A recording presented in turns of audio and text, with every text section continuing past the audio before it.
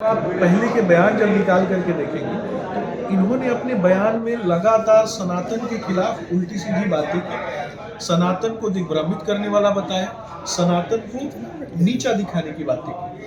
तो आपको ये समझना है कि दक्षिण भारत में जब एक आंदोलन होता है जिस आंदोलन का नाम है सनातन विरोधी उन्मूलन सम्मेलन, और उस सम्मेलन में उदयनिधि स्टालिन जैसा व्यक्ति जाकर के कहता है कि सनातन डेंगू है, सनातन मलेरिया है, सनातन एड्स है, सनातन कोरोना है, इस तरीके की बातें करता है। जब इस सम्मेलन का शाब्दिक रूपांतरण करेंगी तो पता चल इसका मतलब। नमस्कार, आप देख रहे हैं न्यूज़ पीआर और मैं हूं आपके साथ खुशी सिंह। बीजेपी के नेता अजय निषाद ने इस्तीफा दे दिया है और उन्होंने अपने एक्स पे पोस्ट किया है कि छल हो रहा था बीजेपी में। तो इसका कारण जानते हैं। बीजेपी के नेता सुनील शशांक से बात करते हैं, आपको दिखाते हैं कि वो क्या बोल रहे हैं। सर, अभी बीजेपी के दो नेता अजय निषाद और छेरी पासवान इस्तीफा दे दिए बीजेपी को और आरोप लगाया है कि छल हो रहा था मेरे साथ।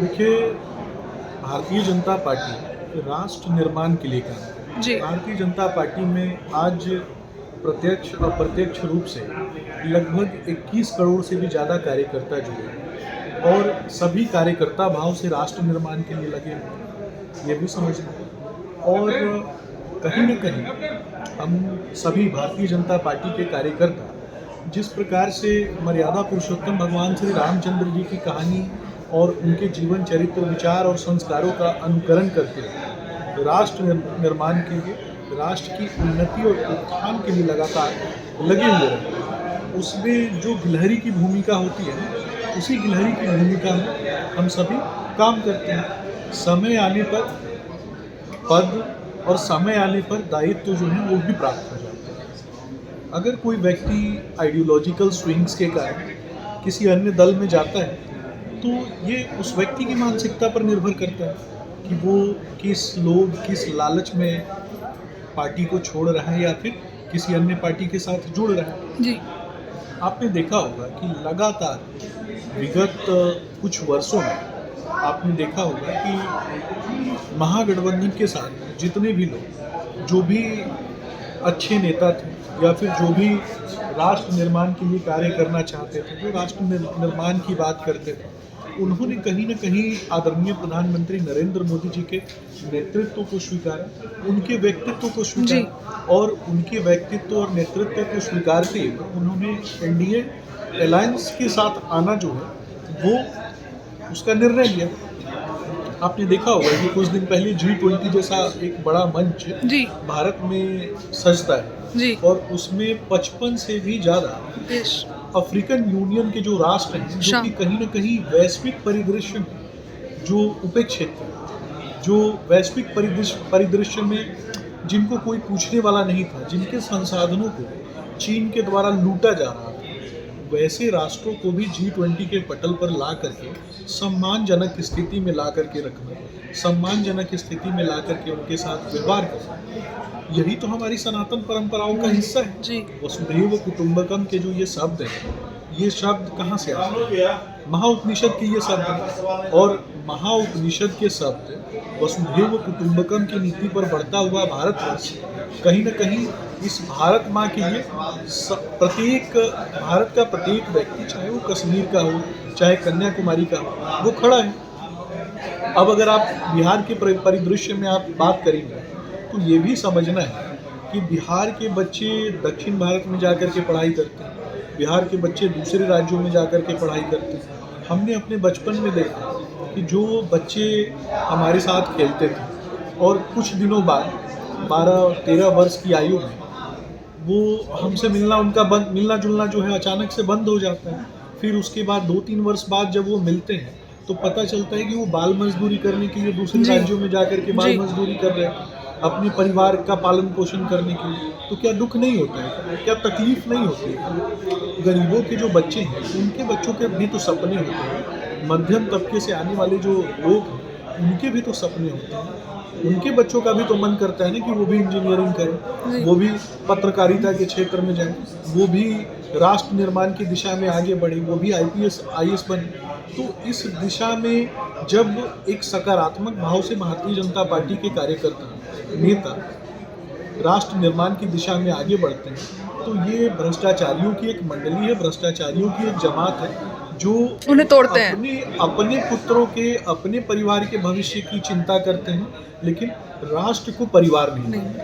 अच्छा, पप्पू यादव को लेकर क्या बोलिएगा, चुनाव लड़ेंगे या नहीं लड़ेंगे? लेकिन पप्पू यादव बहुत महत्वपूर्ण उनका मुद्दा है ही नहीं। जिस पार्टी में मुट्ठी भर लोग हैं जी। और मुट्ठी भर लोगों के साथ उन्होंने विलय किया, ये कहीं ना कहीं ये भी समझना है कि ज़रूरत से ज़्यादा इस व्यक्ति को, ज़रूरत से ज़्यादा मीडिया कवर जो है वो प्राप्त हो गया, ये भी समझना है। जैसे आप पत्रकारिता क्षेत्र से आते हैं, आपने मुझसे सवाल पूछा, मैंने इनके ऊपर जवाब दिया।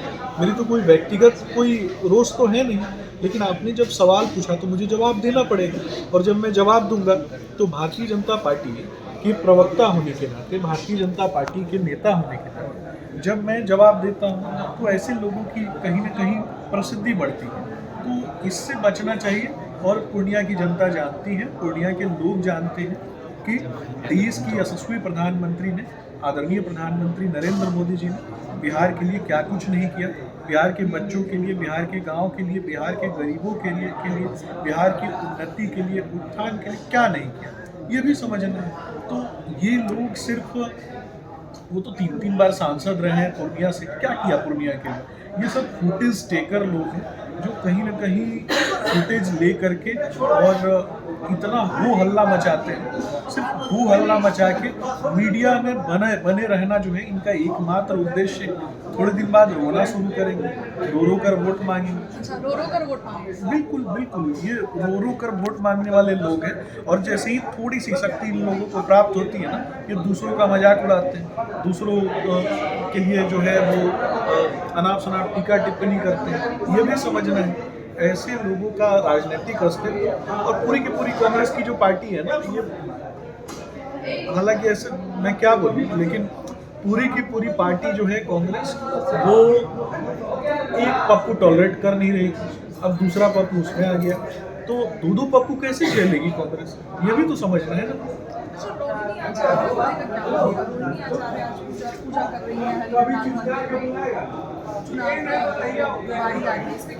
देखिए, इसके पीछे एक लंबी कहानी है, उस लंबी कहानी को समझें।